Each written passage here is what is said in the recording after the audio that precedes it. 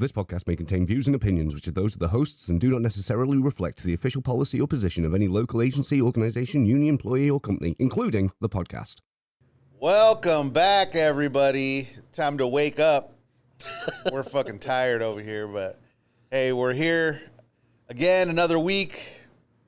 Come to hang out with you guys, talk some business, talk some shop, but we're off the clock. So, without further ado, I'd like to introduce our guest for the week. Long-awaited guest. We had a mishap, technical difficulties with this first episode, but he's back. James motherfucking Lopez. What's up? How's everybody doing out there? Out there in YouTube and Spotify world. What's up, James? Nothing much, brother. Thanks for joining us, bro. Oh, without a doubt. You guys are doing good things. We watch podcasts at home. Me and my pups and kids. Oh yeah, that's good. He was just telling us off air. His dog's a fan of our show. Yeah. Yes, he is. Yes, he is. But so, man, what have you been up to? What's going on in James' world? James' world, just staying busy, man. Yeah? Representing members, doing our thing. I guess let's go over, since our first episode kind of had those technical difficulties. Who are you? Where you come from? Let's start there. James Lopez, what are your titles at this point? Well, let's start when I started. Actually, September of 1995 is when I started at Ralph's Groceries in Glendale. 95. Yeah, Nice. so this month I was 11. This month I hit 28 years with the Teamsters. Nice, dude. Yeah, so Congratulations. I've been around the block a little with different companies because I had a bad temper and lost my job a few times here and It there. happens. But Also, taught you have me a some lot. termination stories. Oh, termination stories. we'll get Taught into me a that lot. later. We'll get there. Taught me a lot. I mean, let's just put this way, I wasn't a good member. I was a bad member, but what I tell everybody is I made a lot of mistakes in my life, and I try to teach people, learn from my mistakes. Yeah. If you learn from my mistakes, then you'll probably never get terminated. Do as I say, not as I do. Yeah, there you go. So, Hey, harder learned lessons, they stick with you. They do. yeah. Oh, absolutely. They really do. Absolutely. I mean, 18 years old, started in a warehouse, thinking you know a lot of shit. In reality, you don't know a damn thing. So, Especially about that world. oh yeah. I mean, I was when I was trained, big guy came up to me and said, "Hey, this is gonna divide the boys from the men, and if you pass probation, you'll be a man." I was like, "Oh, no problem." Shit. After I was done with probation, I was broke down. I mean, shit, they got me. When I started learning, I had to lift waters, cases of sodas, and everything else, bleach. I remember one You time. realize how heavy that shit is. I thought I was fit, but shit, after I was done, man, I got broke down. So where'd you start? Started in Ralph's Grocery Warehouse, order selector, 1995, September. Wow. Yeah. And then, so you did that for how long? To 2017. 27. So Oh, you no, I worked at apologize, 2020. I mean, so I got hired here at the local. I've been in the warehouse. Ralph's Grocery? Oh, no, let me back up. Ralph's Grocery got terminated. From there, I went to Alliant Food Service. Alliant Food Service, they were closing my facility down in the City of Industry. Went to Santa Ana, non-union facility, and they laid me off. And I read the collective bargaining agreement. This is where I started learning how unions work. Read the collective bargaining agreement, and it said that we had the right to follow our work. We had successor language in there, and we followed our work. I filed a grievance for them laying me off because they should have brought us before they hired off the street. Somehow I would say we won the grievance, but we really didn't. They let us go to the facility to work, but I wanted my back pay for the times I was laid off. Yeah. Mm-hmm. And the administration told me, hey, get in there, start getting some cards signed. It's non-union, so we can make it union again. No problem. So we got that done.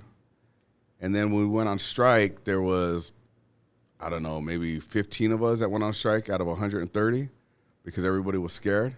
Wow. Damn. So we stood out on the line all night from 5 p.m. to maybe 5 a.m. the next morning. And thing that we had going for us, they finished all the work. it was all done in there. So we were like, fuck, that kind of defeat the purpose of going on strike. Yeah. But the beautiful part for us was the drivers were union. So once they seen 15 of us on the line, they did not cross the line. They honored? They honored the line. Fuck yeah. So That's awesome. shut the facility down. All the trailers froze all the product because there was coolers or refrigeration in there. Yeah. And damaged all the product. I think it was like $3 million in product that was damaged. Fuck. So In one day? in one day. So I mean, they Damn. service all the restaurants at the time. It was like Applebee's, Fridays, and all those places. So kind of same thing as Cisco. Alliant Food Service eventually became U.S. Food Service, and they went in with their bargaining. They came out like at 9 in the morning and says, "Hey, you guys got a contract. They're going to honor the same contract you guys came from City of Industry." And we're like, "Great!" So we won the strike. Yeah. So when we went in there, I think maybe 3 weeks later, I got terminated for fighting because the people that didn't want the union set me up, kind of. Really? Somebody got in my face, started telling me how fucked up the union was. And, I mean, like I said, I had a bad temper. Really, what was their argument? Well, I mean, when you work non-union, that's the only thing you know, right? Yeah, I mean, for not sure. to I'm not trying to defend these guys. That's all they knew. And they were given a lot of broken promises. They believed that they could direct bargain with the company. They didn't need a union. And for the most part, they were making the same wages as us, but they didn't have no pension. They had a 401k. Yeah. Benefits they had to pay. We didn't. At Alliant Food Services Industry, we didn't have to pay. So they just were brainwashed. I mean, they had union busters come in, show us videos. Let's just put it this way. I remember one day I walked in, and I was wearing a union shirt when we were non-union, trying to organize and get the cards.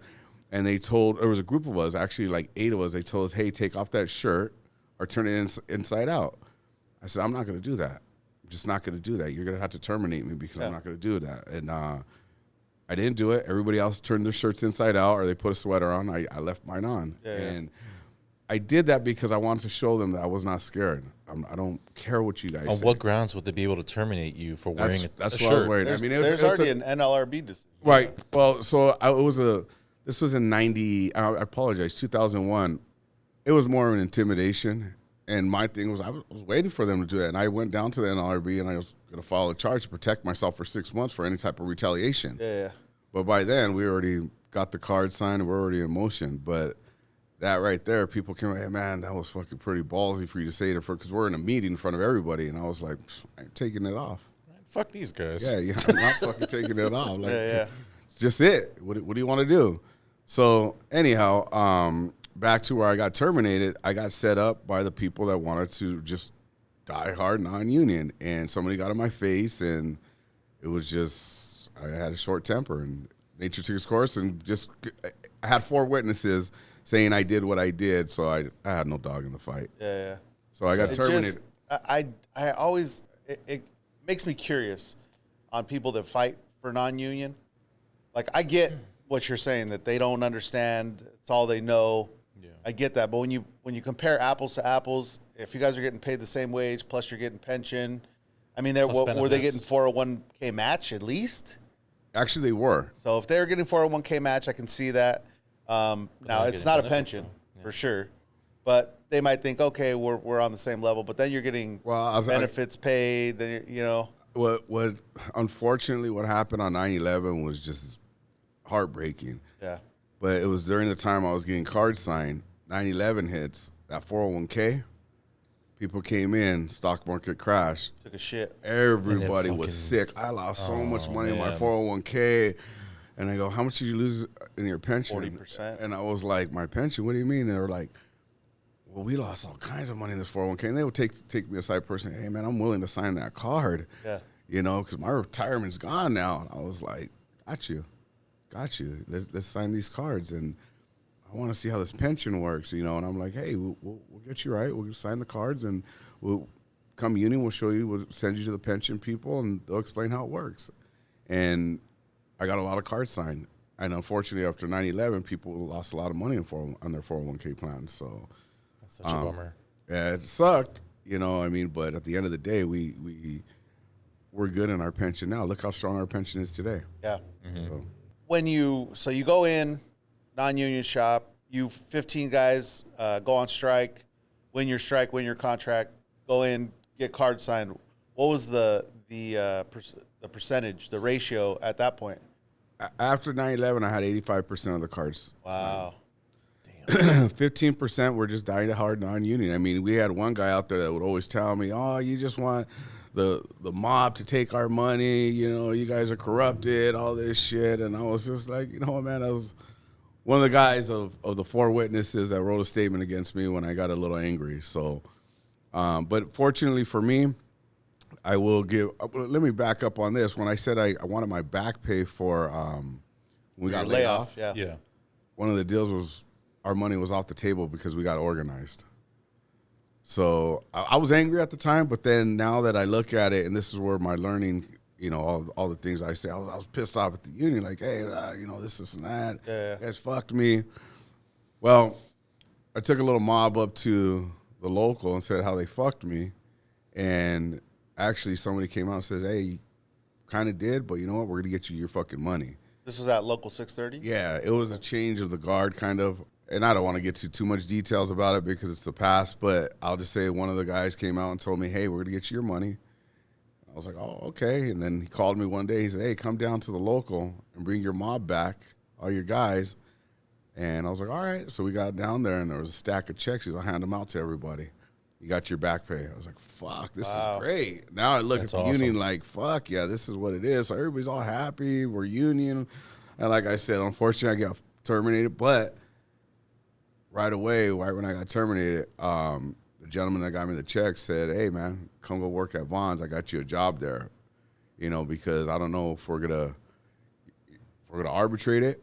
Yeah. And I was like, all right, cool. So I went to work for Vaughn's, and they said, hey, you know what? As a matter of fact, the company wants to set out with you. They'll give you $20,000. You just sign off and close the grievance. So fuck it, I'll sign off. I'm working at grocery, back to what I know. Yeah. And I was good, and that was in 2002 at Vaughn's. Wow. And then from Vaughn's, from 2002 to 2017, we were in Santa Fe Springs, and then we did the merge, came over here to 952. And let me kind of, why it was a happy day for me to come to 952. My dad started at Local 952 at Alpha Beta. So, really? Yeah, it was great to come back here. I mean, I used to come here as a kid to Local 952. This was my dad's home local. So you're a second-generation Teamster? Second-generation Teamster. Third awesome. Generation, my unionist. My grandfather was in the union, so school district. So it was pretty cool. Nice. Wow. So come over to Vaughn's. What was your What got you involved? Obviously, that you get your back paycheck. That's got to be one of the reasons. But what really made you say, hey, I this union thing, I want to get involved? Not just I benefit from it. Like, because we all benefit from it. Some people might see it and they might not. What got me involved is ever since I was young, I mean, I just can't stand bullies. Like, bullies to me is like, I mean, shit, I'm only 5'8", and I'm like 160 pounds. But in my mentality, in my mind, I'm 6'5", 300 pounds. Fucking jacked. And I'll tell you like this: if I see somebody getting bullied, I don't give a fuck how big you are. I'm going to say something. I'm going to do something. You know, I think, and to me, companies are bullies. Yeah. And so when they were telling me to take off my shirt and everybody just seeing the fear in their eyes, I looked and said, nah, we're workers. We make you fucking money. We're the backbone of your fucking company, and you're going to treat us like this? That's what made me open my fucking eyes and say, well, I'm going to make a difference. I'm going to go out there and show how strong the workers are. I'm going to go out there and say, fuck you, companies. You're not going to bully us. Now, if you respect us, we'll respect you back. But if you don't, you're going to get respect one way or the other. That's the way I look at it. So they got to understand, man, the minute all of us walk off the fucking job and go on strike, we got the leverage. Mm-hmm. They're scared of us. People got to remember that. That's the problem. Numbers and strength. And that's where a lot of our members got to start saying, hey, when it's time to go on strike, let's go. Stick together. Stick together, yeah. So when did you become a steward? 2003. 2003. Yeah. At Vaughn's. At Vaughn's. Okay. Yeah. And you were, at that point, you were in the warehouse doing what? Order selecting. I was pulling cases. Yeah. Okay. Yeah. When I became a steward, I made a lot of mistakes. You know, I can say that We all honestly. do. I had a little patch fever, thought that, You know, fuck, I'm a steward, I'm the man, but fuck, I had to humble myself really quick. And that's why when I tell our stewards, when the stewards that I have, I explain to them like, hey man, there's different ways to do things. You know, I was aggressive, motherfuck the manager and all. But that only lasts so long. I could bully the shit. Like they try to bully me, I try to bully them back, cuss them out, talk shit to them. But if you don't have the education behind it, you ain't got nothing. Yeah. So in 2010, I started going back to school for labor studies at LA Trade Tech. And I wanted to take classes. I mean, yeah, I was taking them at the local steward training, steward seminars, and all that good stuff, but I wanted to really learn the labor movement.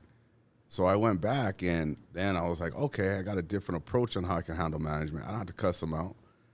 It was more effective of me being quiet and putting them in check intelligently than me fucking screaming and cussing them out. Now, don't get me wrong, I still scream and cuss them out, but he really got to piss me off. Yeah. That helped me out a lot. And unfortunately, with the politics that were going on at 630, we got trusteed, all kinds of shit was going on. I just continued to try to advance my career as in going to school, but politics took a big hit on me because we had multiple elections where at 630 we really didn't have elections. Yeah. And then we had multiple elections, and we had the merge go down in 2017. And in 2017, when I got over here to Brea, I reached out to Eric Jimenez and said, hey, bro, and I've known Eric since Prop 32. And I said, hey, bro, we're going to come out there and see how it is at 952. And when we walked in the fucking door, bro, I was shocked. You want to talk about getting bullied? I was like, holy shit. They had no respect for us. I was like, what the fuck? I remember a supervisor saying, I go, hey, man, I want to do this. I got the seniority. They go, hey, honey. It was a lady. She goes, we don't honor seniority here. We try to, but we don't honor seniority here. And I looked at her and I go, what? That's all we got. I was looking at her and scratching my head. I go, well, I don't care what you think. Yeah. This is what's going to happen. And we went back and forth, and eventually we got a lot of good things in Brea. I mean, obviously the stewards over there that were in Brea, we all stuck together, and we changed the culture over there. And people were looking at us like, fuck, you guys stick together. I mean, we all had the same vision. The vision was this. You got to respect the collective bargaining agreement. You got to respect seniority, and you got to respect us. And when we mean us, all the members. How long did it take you to change that culture? And I ask because, you know, it's something that me and George have talked about since the beginning, the culture at UPS. And, you know, you can call it whatever you want, but we came out of there, and it just has been somewhat stagnant, let's say that. Very much so. You know, so we've really been trying, this show included, just trying to change that. So, I mean, what was it like to try to change a whole culture? You know, coming from 630, we always had that solidarity. We always stuck together. And when we got over here, we were 66% of the workforce at Albertsons. 33% was Albertsons, 66% was Vaughn's. So we had the culture, but we just had to bring the other 33%, which those brothers over there, they were looking for, you know, something. They were like, man, we sparked a fire. Yeah. And when we got over there, it didn't take long, bro. All it took was a couple of pissy matches with management. Like I remember one time, and I remember this clearly. I had just filed a fucking labor charge, right, against the company, so I was like, oh, I'm protected for 6 months for fucking retaliation. Yeah. So I was like, all right, let's play. See what happens. Yeah. So I had a superintendent was talking shit to me on the ARC, and the ARC is way down the end of the building, and the shipping office is probably about 200 yards that way. Oh. And he told me, hey, you come with me. And I was like, hey, man, fuck you, whatever. So I'm cussing him out. I'm cussing him out from the ARC all the way to the shipping office, about 200 yards, and I'm fucking just getting his ass. Fuck, you don't ever fucking talk to me. I'm not your fucking kid. If you talk to your wife that way and your kids that way, you keep that at home. Don't you ever fucking talk to me like that. And I'm going out because he disrespected me. Yeah. But I knew that I was not going to allow that, but everybody's watching me, listening to me. They're looking, oh, he's getting fired. Yeah. He's fucking done. James got fired. Yeah. Oh, I'll back that up a little bit, too. When I got into orientation coming from Vaughn's into Albertsons, 28 minutes into my orientation, they wanted to walk me out. They took me out of the room, said, hey, you know what, he's out of here. We gave him a directive, and he didn't follow it. And they wanted to terminate me. 28 minutes, and I remember guys Into your orientation. Yeah, 28 minutes of being in Brea, and I got to give it to the guys that were in the class. They were like, "Hey, he did nothing wrong." You know, what it was is I was asking questions, and then the instructor, which I don't want to give names, but she had said, "No more questions. Let me explain everything." All right, fine. And then somebody asked a question. I was like, "Okay, cool." And she answered. So then I asked the question again. "We told you no more questions," and I go. You just answered the question. answered the question. And she was like, "I'm going to walk you out. You're insubordinate, this and that." I'm calling. I was like, "Go ahead." And what they did was they didn't know what the fuck to do with me. They took me in with HR, and they were like, "Well, they're making phone calls. Well, what do we do with them? Do we fire them? What do we do?" Yeah. The guy is like, "Hey, well, they just told me to give you the orientation by yourself." It's like, "All right, cool."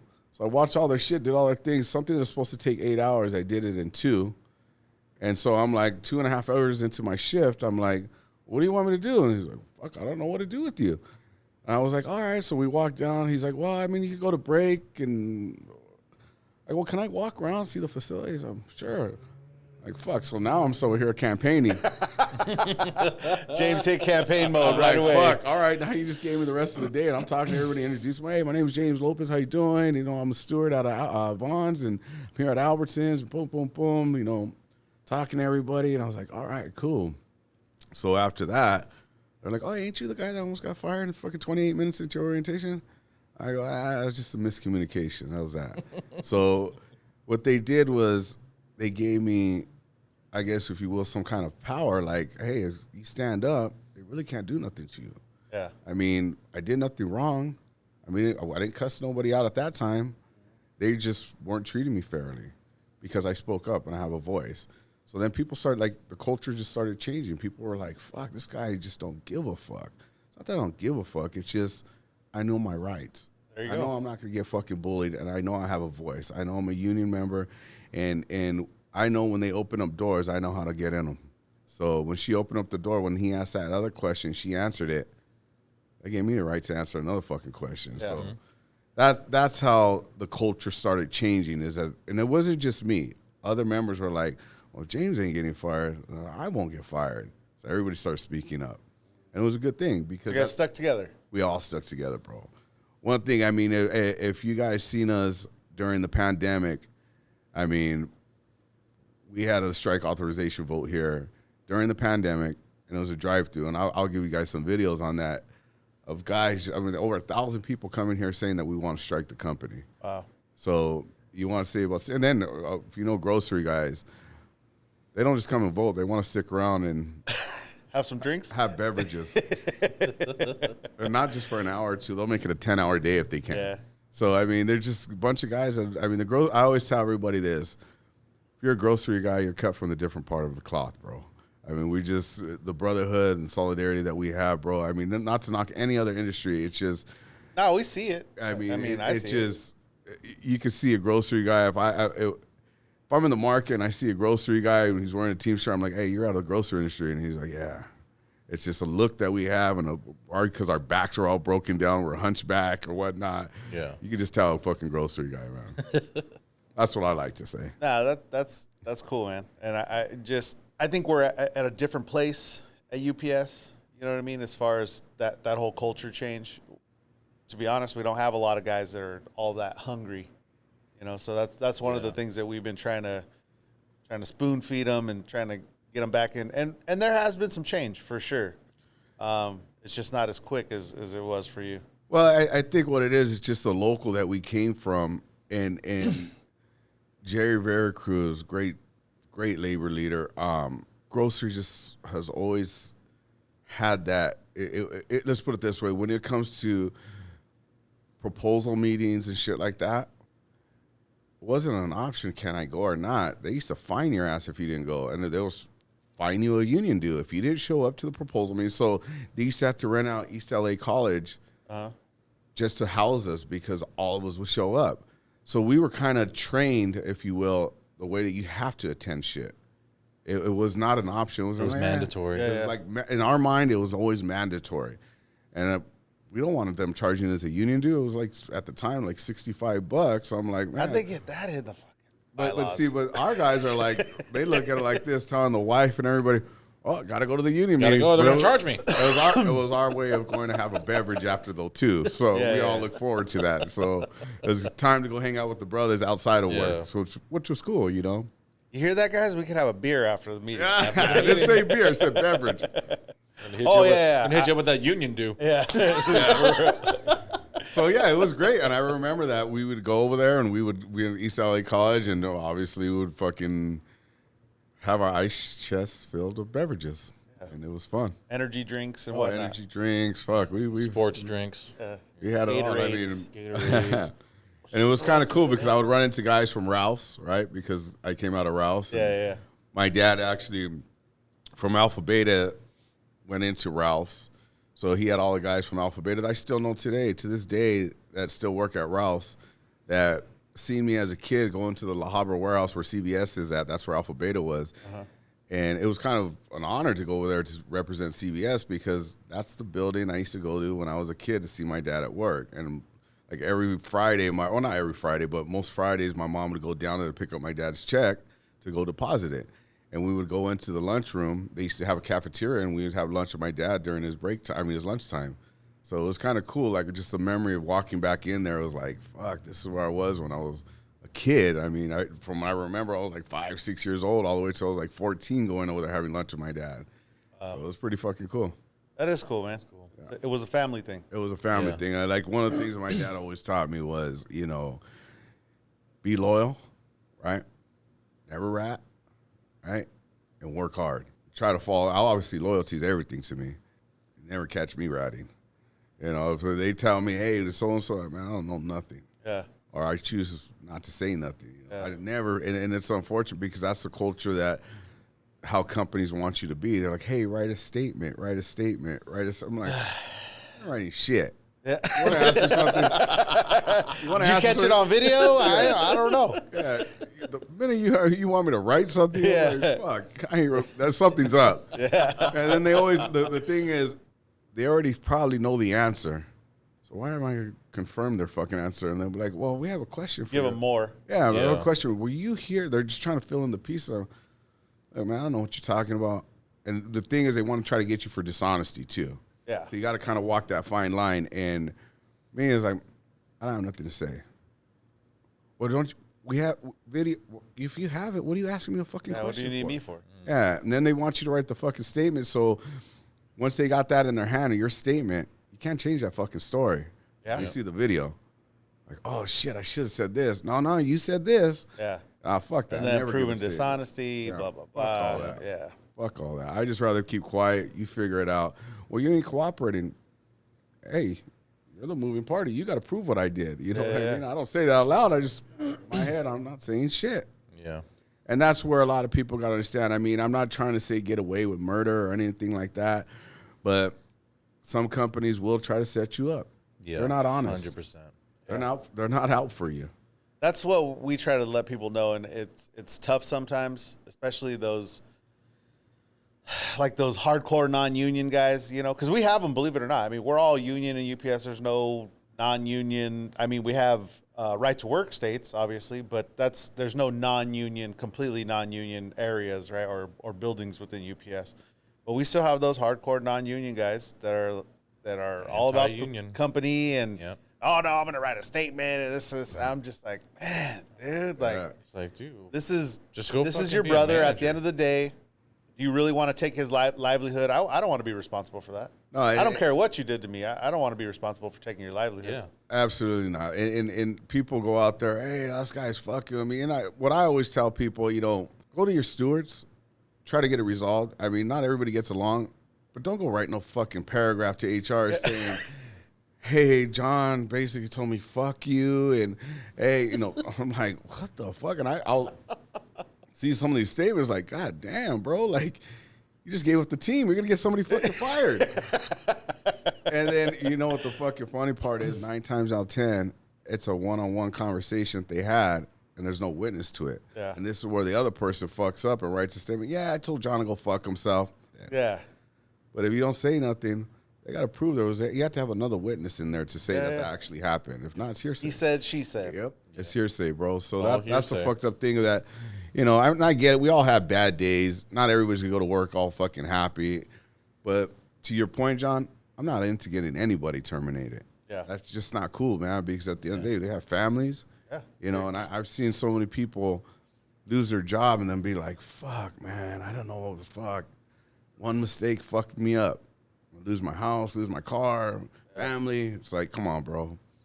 It's just not worth it, man. No, I agree. It's another struggle we got. I mean, there's, you know, and there's people that grew up, in all honesty, there are people that grew up like that where they're just, and unfortunately, they're just rats. You know what I mean? They're just little tattletales. Yeah. I didn't grow up like that. You know what I mean? You always kept your mouth shut. Oh, that's just it. I'm not. It is what it is. If it's like we could have beef union members, because like you said, you don't always go into work happy. You might not get along with the guy next to you. That's just nature of the beast. But you don't ever turn that guy into the cops, or you don't ever, you know what I mean? Or you don't ever call the IBT on him, or you don't ever, you know, file a charge, or that's just not me. The way we did it at Vaughn's, and I don't think so much at Albertsons because we really haven't had this lately, but the way we did it at Vaughn's is we had a place for that, for disagreements, where we agreed to disagree, and it was called the park down the street. Yeah. And believe it or not, being a steward, I had to attend that park a lot of times to be a referee in that. And not Be a ref. we didn't have people writing statements. You're like, look, I'm gonna make sure you don't get fucking stomped out. Yeah, that was it. It was just space and opportunity. That was Go it. handle your business. we'll have Space and beverages opportunity. after. It's like, hey, we're gonna. And I mean, hey, man, And then I got a case full of fucking Gatorades in the back of the truck. I shit you not. This is how I used to go down. And believe me, I've had I think I went like fucking 13-2 at the park. You know what I mean? So There you go. let's put it this way, man. I've seen guys go at it, fall down, break it up, go at it, fall down, break it up, go at it, fall down, till they're just so winded. Yeah, they're done. And then at the end, my job was, you guys good? Because this shit stays here. Shake it up. And then they're like, we're good. Slap their hand. Yeah. I've even had guys go fucking toe-to-toe at the end and hug each other at the end. Like, my bad, homie. Like, we're good now. You know, and I looked at that. I'm not, for kids out there, I don't condone violence.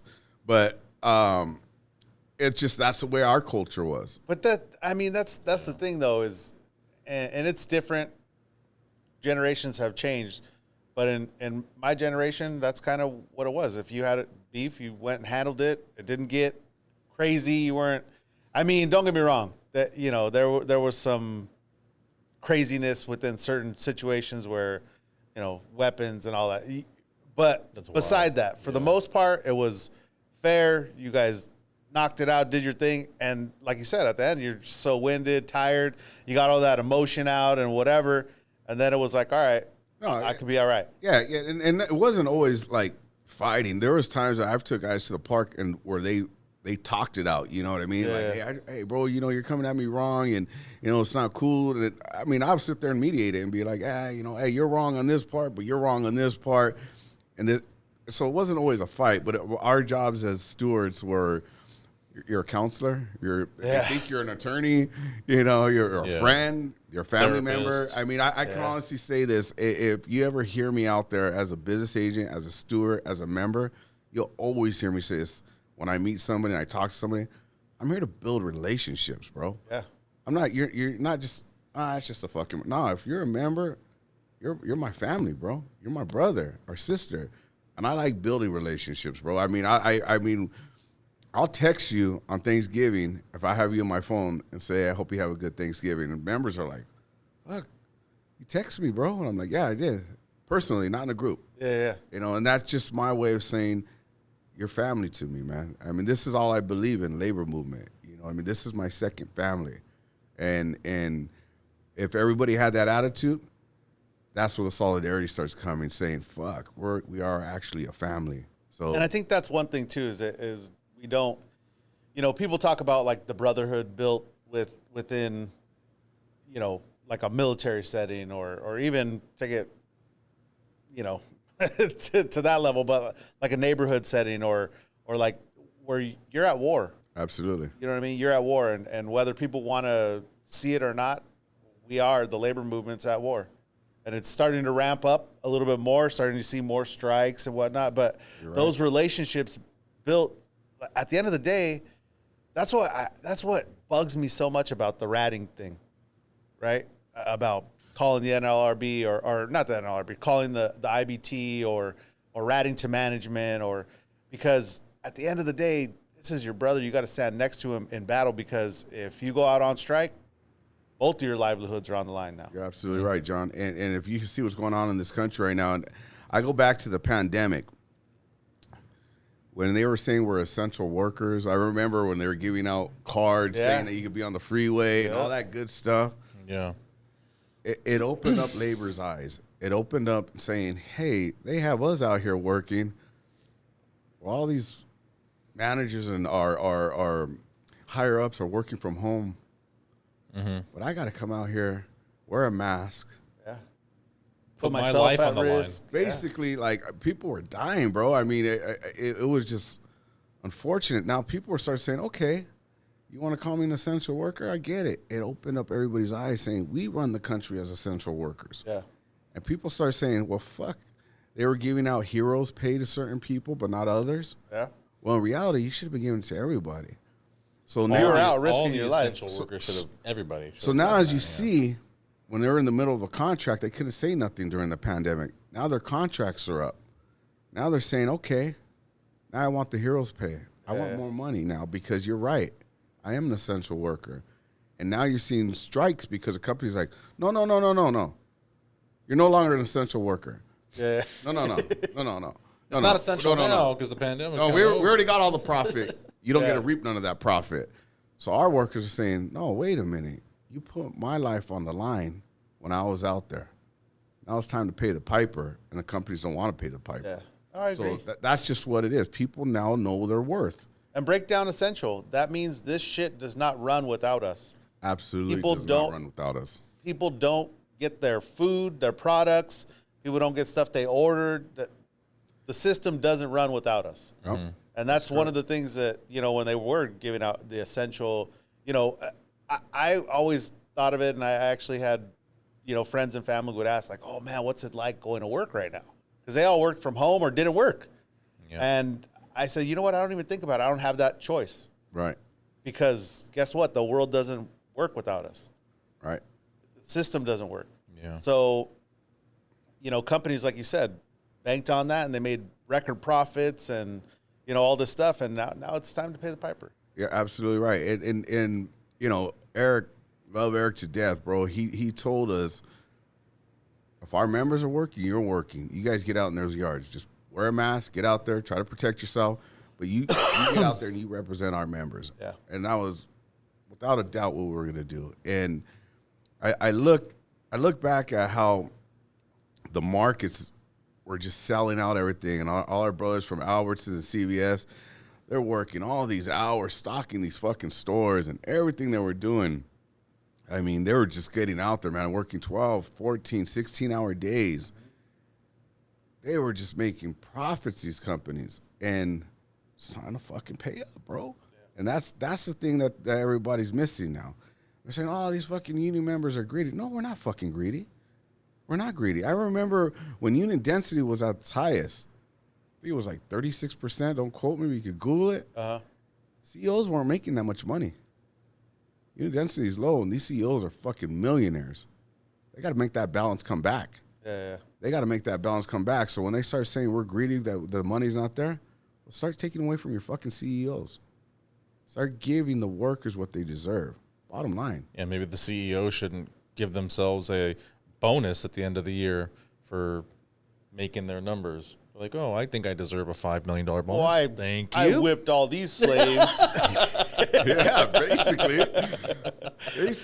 And that's the thing, man, is that these CEOs get all these bonuses, and they're like, well, I don't ever remember a warehouseman saying, hey, by the way, James, here goes $1,000. Here's a Christmas bonus for all the hard work you did. Bonus? They're like, that's what you get your hourly wage for. Yeah. Right. That's the bonus. You get paid this week. Yeah, you get paid. You get to have a job, asshole. That's a bonus for working here. Yeah. So it's a trip.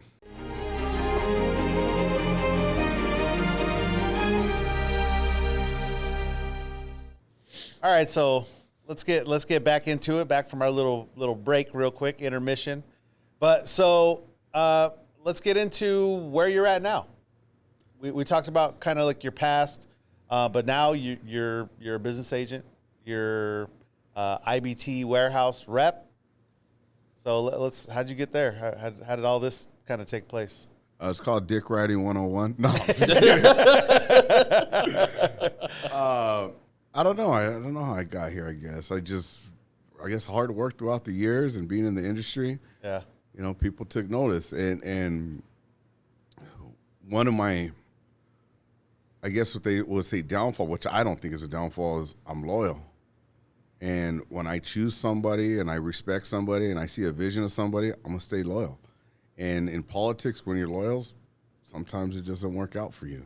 That's because true. It's like, oh, you chose him. A lot of backstabbing. Yeah, it's cool. I get it. Yeah. So, you know, when Sean O'Brien came out, right off the bat, you know, this local was like, we're going to endorse him. This is where we were the outcasts out here, right?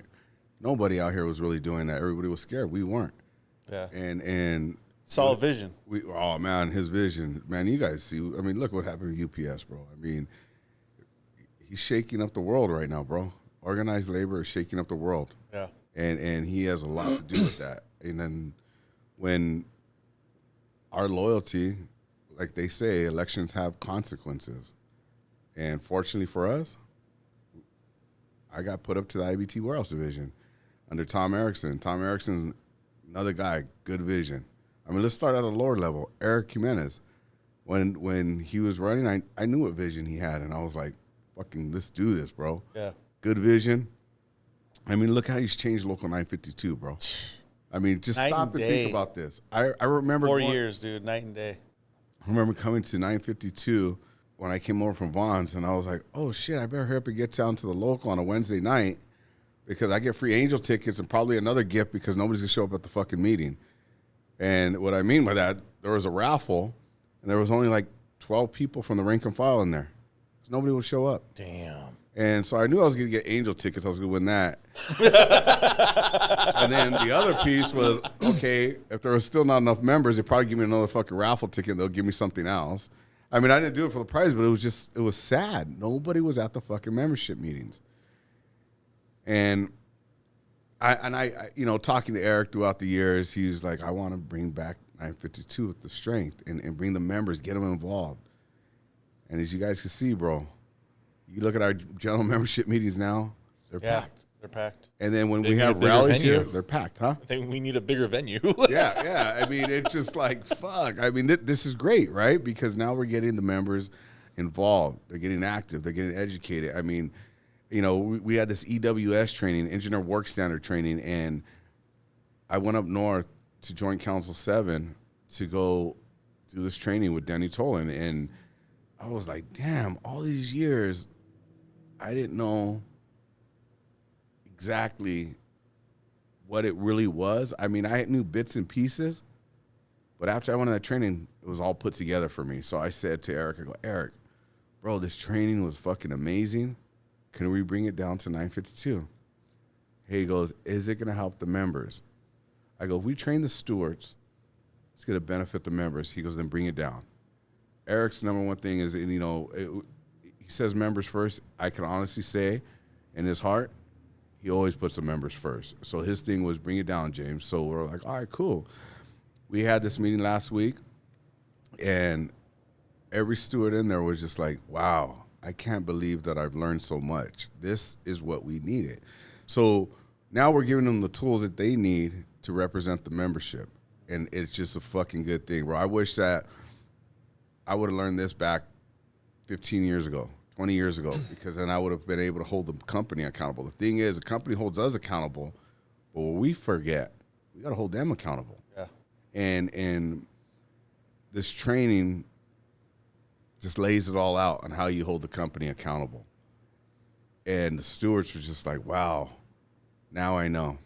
And that's a good thing, because now they're going to be out there policing the engineer work standard, and that's what we need out there to represent the members, so our members are not getting fucked. So is that universal, that training for all the crafts? Yeah, for anybody under an engineer work standard, like anywhere from Cisco, grocery.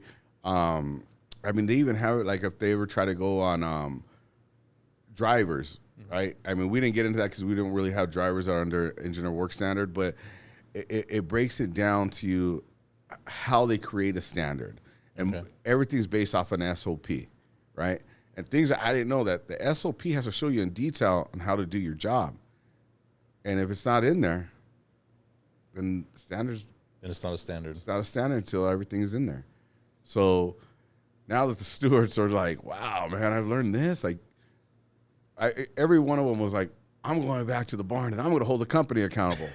I'm like, hell yeah, go hold the company accountable, right? So it was a good training. So and I give a shout out to Tom Erickson, Danny Tolan, Warehouse Division. I mean, we're the best division out there, hands down. Oh, whoa. Oh, shit. What do you mean, well? Do I have to cut that?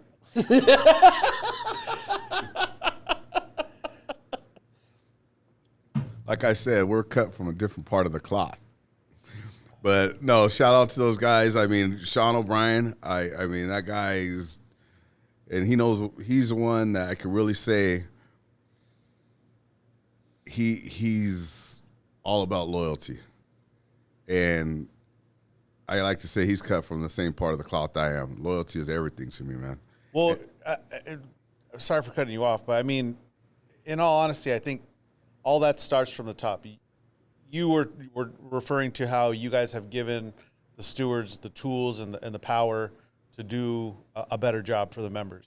And I really do feel like Sean O'Brien is giving the business agents, the reps, the tools, and the knowledge to do better for the members. I really do. I mean, in all the trainings, everything is just kind of rolling downhill. And we get the same thing in the package division, you know, on the West Coast from Mark Davison. So, you know, it rolls down from the top, you know, through Johnny Sawyer and, you know, the head of the package division to Mark Davison here in the West. And we're on calls all the time, constantly communicating. How are we going to attack this? How are we going to attack this as a group? Because, look, at the end of the day, we have local autonomy, right? Locals kind of address situations that how they see fit. But that being said, it's led in the past to different locals doing different things and not being on the same page and not being unified in the way we do things. And I just see a trend now that we're getting to the point where we see the strength in numbers, and that doesn't mean within your own local. That means within your joint council. That means within, you know, in your division, in the warehouse division, the package division. And the way we attack things uniformly, and there's power in that. You know, there's power in numbers. A labor manager or managers can't go and say, oh, well, over here they do it like this, and this is, you know. Now we're getting to the point where we're starting to get more uniform, and they're saying, oh, okay, well, you guys all do it the same then, you know. And right, like coordinated bargaining and everything else. And it's like a machine, bro. You got to all work together, whether for the local, the joint council, to the IBT. If you're all working together, the machine's going to run good. But if everybody's doing their own fucking thing, the machine's going to be broken. Yeah. And I mean, we'll compare it to like baseball or any kind of sport. Everybody has a role to do. I can't be the shortstop and the pitcher and the outfielder at the same time and be the home run hitter. Yeah. Everybody got a role to do. I mean, from the rank and file member to the steward to the business agent to the president, principal officer, all the way up to the top. Everybody got a job to do. And just got to know your role. And as me as a business agent, my job is to represent members and strengthen our stewards in the barns. And what I mean by strengthening the stewards in the barns is, if they have the power in the barn and they have respected by management in the barn, they're going to do a good job representing members in the barn. But if they're not getting respected and they're getting treated like shit in the barn, then that's a reflection on me.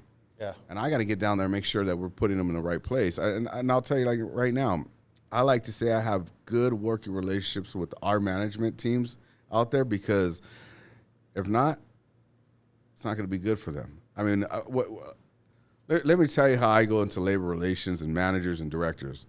The minute I walk in the door, first time they meet me, I say, look, it's simple with me, very simple. And when I say me, I'm talking about the membership. You show me respect, I'm gonna double it. Show me disrespect, I'm gonna double that shit too. Ball's in your court on how this relationship's gonna work. And kind of look at me at first like, who the fuck is this guy, right? I'll just tell you like this, they get it. Because have I been disrespected? Absolutely. Have I been the police called on me? Absolutely. And to me, like I said, there's no fear in my heart. I don't mind going to jail. Shit, I might even get a little vacation in there if they'll feed me right. You know? Shit. I mean, just get me out by Monday so I can take my son to school. But I'm not scared of going to jail for the right reasons. And like I said, the relationships I have with the companies that I have, I think they understand that, look, if we fuck this guy over, he could cripple our operation. And the other thing I tell them is this. Look, you work with our members, you take care of our members. I'm here to make your company successful, profitable, but you're going to respect our members. Yeah. And when I say that, make them successful and profitable, because, you know, when it comes to contract negotiations, I'm going to want some of that money for our members' pockets. And that's the key there, right? Now, have I had some fucking cowboys out there that thought, well, fuck this guy. Who is he? Okay. Bring it on. I love a fucking fight, and I love bullies because I will fuck you up. Yeah. I will literally fuck you up, and I will cripple your ass. Because you got to understand, we're the workers. More or less than you. And we will take it from you. So how you want to give the respect is totally up to you. You want to give it, we'll take it. It's that simple to me. No, I hear you. And I kind of take the same approach in dealing with management. A working relationship is important, but it all starts with mutual respect. Absolutely. It does. And I've always had the phrase, or I've always used the phrase, hey, I'll let you set the tone. That's fine. You want to be a dick? I can be a dick. That's fine. I mean, at the end of the day, who's benefiting? Not my members because you're being an asshole. Not you because I'm going to make your fucking business hard to run. But with mutual respect and, you know, when we're both on the same page, even the membership sees that. Okay, when James says something, it means something, you know. And even as far as like what you were talking about, like cussing people out. I actually had an incident recently where I don't really feel like I need to cuss a lot or motherfuck a manager. I really don't. But when I do, it means something. Holds value to it. Yes, yeah. It increases the value of that. So I had a manager that was just, he was having a bad day. I'll give him that, but he was just being a dick. And we've had I've known the guy for 20 plus years. We've had a fairly good relationship, but he just was, whatever you want to call it, he was having a bad day. But I let him know real quick that, it's not going to go that way. And to this day, he brings it up. Oh, you were cussing me out the other day. And I said, yeah, well, you wanted to be a dick. And it meant something to him. You know, he was like, well, you don't usually do that to me. And I don't. But it's mutual respect. I respect you. If you don't want to respect me, you don't want to, give me the time of day or hear what I'm trying to say in the way we're about to do something, whatever it was. We were handling some grievances at the time. I said, all right, we can go that route too. Yep. I'll motherfuck you and leave a meeting and, not get anything accomplished, or we can work together and do what's right for the members. Absolutely. And I'll give you an example. What I mean about respect is, I won't mention the company. I don't want to throw anybody on blast, but I'll just show you what I'm talking about as in respect. I was at a company and I was walking around doing a site visit, talking to people, and I was walking with stewards because I always ask when I walk into a building, I want to walk with the stewards so they can see, like, hey, the stewards are going to walk me around, show me what's up, talk to people. And I was walking with 3 individuals, and I stopped to talk to somebody on a forklift, and I was having a conversation with them, and some fucking cowboy, this guy was just begging for me to make an example of him. And I was like, comes up to me, and he goes, hey, these guys are working. You need to stop talking. I go, you get the fuck away from me. You get the fuck over there. Get the fuck over there, you motherfucker. Don't you ever come and talk to me like that and disrespect me. His eyes open, the stewards are looking at me like, fuck, they never seen me pissed off, right? You get the fuck over there. You understand me? And Sure enough, he went over. I guess he's calling security, all that shit. I go, oh, when I'm done, I'm going to fucking talk to you. I'm going to finish my conversation, then I'm going to talk to you. So I finished up the conversation.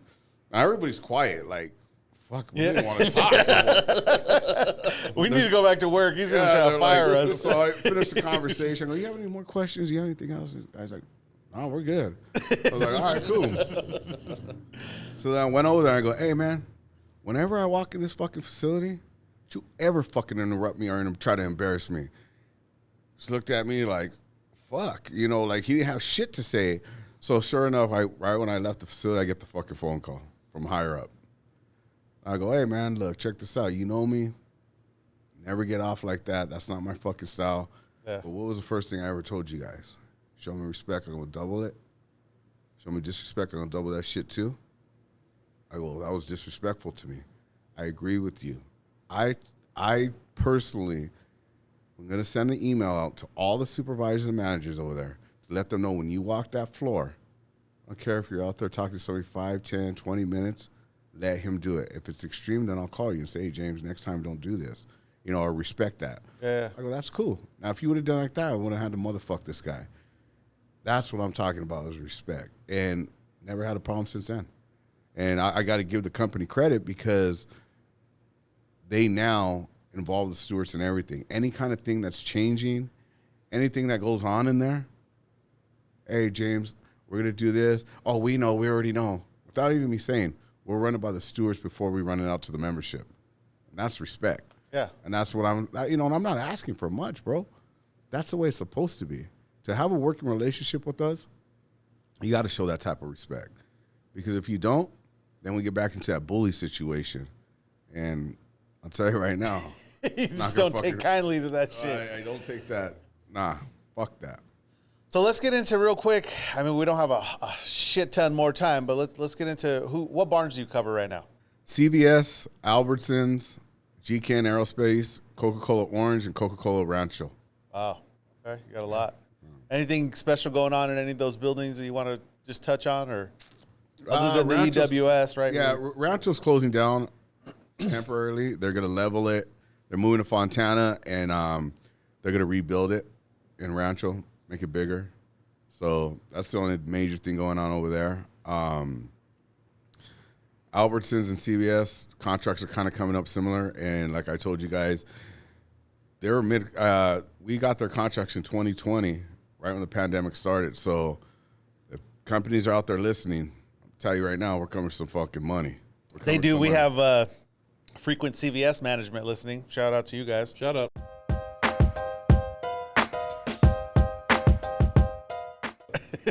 Oh, I heard about that. I heard about that. Somebody said that Dazed and Confused. Yeah. If you're listening, I know the guy that gave you that name. Who's that? Come on, man. He might be sitting on this couch. Yeah. I got you. But yeah, I mean, we do definitely have management that listens. I'm sure we have UPS management that listens. I've gotten a couple. I'm sure. A couple. Well, hey, appreciate acknowledgements. Hit the like button. Thank you. Subscribe. I mean, you've watched this far. You might as well hit the like button. Yeah.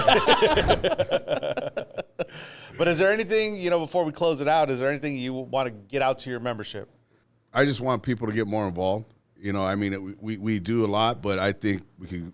I'm one of those guys, like, when it comes to elections and voting, 20%, I'm embarrassed when our members only vote 20%. Yeah. I mean, my thing would be above 50%, right? That's my goals, is eventually have this local and our members voting above 50%.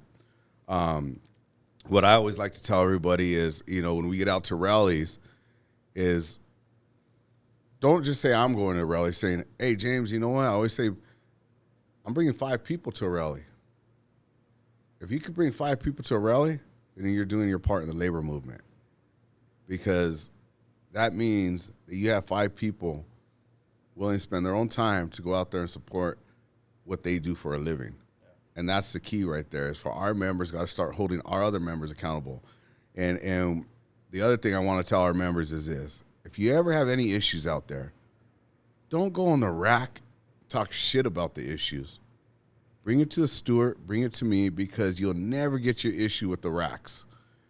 Yeah. Sitting in the racks, talking to somebody, complaining about something, bring it to us. Now, the other thing is, when we give you the answer, that's the answer. Don't go start shopping for another answer. I mean, look, I always tell everybody, I'm going to tell you the truth, this is the way it is.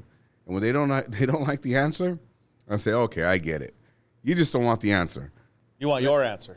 Let me, look, I'm going to tell you right now, let me start lying to you, because that's what you want to hear. You want to hear a lie. But just know it's a lie, because I want you to hold me accountable, because you don't want to hear the fucking truth. Mm-hmm. And then they start thinking about it. Just tell me the truth.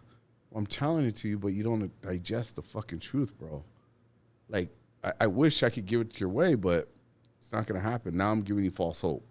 So that's what I would tell members is, it's not that I'm trying to do it because I'm trying to disagree with you, but the contract's probably saying it doesn't go that way. Well, look, I know we are somewhat cutting it off abruptly, but we could sit here and talk to you all day, James. I got to say, look, there's certain podcasts where we're kind of eking out time and we're like, okay, we want to discuss this and we discuss that. I mean, I could sit here and talk for another 3 hours, and it's just a conversation. So these ones are easy. We love you. We thank you for coming on. Thank you for all that you're doing within the labor movement. I will tell you that. As the position you're in, you hold yourself like somebody who cares, who is not in it about a title, who's not in it about your own personal accolades. You're in it for the members, and I will say I appreciate that about you. I thank you. Thank you for taking the time on a Sunday. This will be released Friday, obviously. But thank you for taking the time away from your family, brother. Without a doubt. And I appreciate you guys, man. What you guys are doing here is fucking awesome, bro. I mean, you guys are taking it to the next level. And I'll just tell everybody out there, man, share this link with everybody. Get everybody involved. Let them know what's going on out there. I mean, you guys are setting the tone for us here at 952, man, and I appreciate that. From the bottom of my heart, I thank you guys for that. And I appreciate you guys inviting me on. Appreciate it. Thank you. Really definitely do. That. You guys out there in YouTube and Spotify world, thank you for taking your time to listen, to inform yourself. Let's say, hey, you might not be able to make it to every meeting or whatever. We try to give you guys all the most current, up-to-date information, what's going on within your local, what's going on within the labor movement. There's a lot right now. As James stated earlier, the labor movement is growing. It's getting a lot of power behind it. We're starting to see the power in the numbers, and we need more. We need more activity. Yeah, and get out to these rallies that we post out. I'll give you guys some flyers of rallies we got coming up. We got the Smart and Final thing Friday. Obviously, that actually will be the day this is released. Yeah, unfortunately, yeah. Okay, I got you. Maybe I'll do like a. But any flyers that we got going on, or something. Anything we got going on, we'll be posting. And like I said, get involved, get out there. Thank you guys. Please like, share, subscribe. We say that a lot. Smash the like button. Hit it, George. Follow us on Instagram, OCST.952. Put whatever you want in there, comments, maybe something about, we know we're talking about having a tattoo giveaway. So if you guys are still interested in that, we need to know if you're interested, so let us know there. Also, email us at ocst.000@gmail.com. You can email us about us. Maybe you want to know what's going on with the rallies, what's going on with your barn. Send us some pictures, some Fuck Saba stuff.